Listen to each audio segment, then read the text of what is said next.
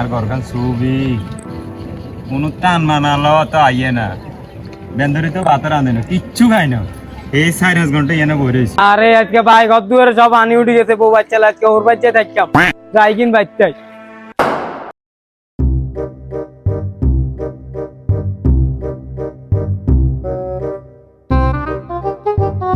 এই মুহূর্তে আমরা যাইতে আছি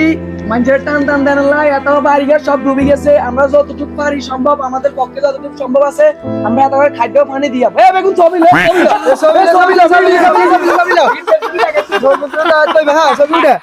আরে বন্যা সব বাজি গেছে রে বাসি গেছে রে